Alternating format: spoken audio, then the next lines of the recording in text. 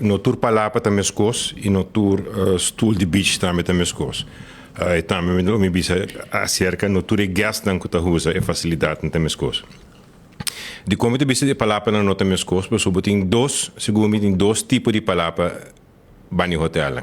E palapa não que tu põe em terreno erfpacht de hotel, quando tu põe na stoel não que tu designar, mescos que o resto de hotel para não gastam. Dus se tem palapa de terreno de hotel e tem stoelen in, de minha opinião, esse aí põe que palapa in está reservada para uso de gastos de hotel, hotel que está inversão grande, que está propaganda, entre outros, é facilidade para um turista também.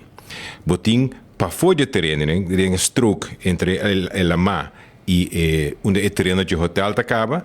Botin segundo over de ainang diferente hotel nga pone palapa nang inang riba terreno público. No momento que bo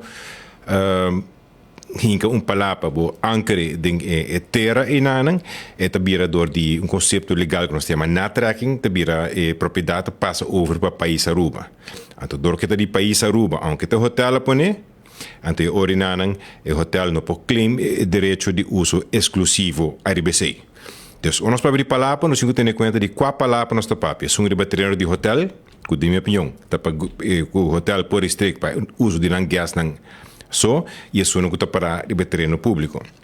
Para o que se trata é stoel não, a trobe, no tour stoel temos coisas, mas nem stoel não que tem terreno de hotel, que está para gas não, está comprar, está poner não para gas não, e stoel não que o hotel não paga governo para por poner riba certo terreno público. A trobe é parte entre ela má e o terreno de hotel. Então, se não paga precário. Então, não é de algo que agora na tracking que biradão de país suru, pero stoel que o hotel te paga para poner riba beach, esse é stoel de hotel que te paga por assim uso pe. Agora, pode ver sami que, por exemplo, o tent blauw que mostra em nana. Como compreender, é uma pantalla que cobre mais ou menos 25 metros, virgante metros, como compreender.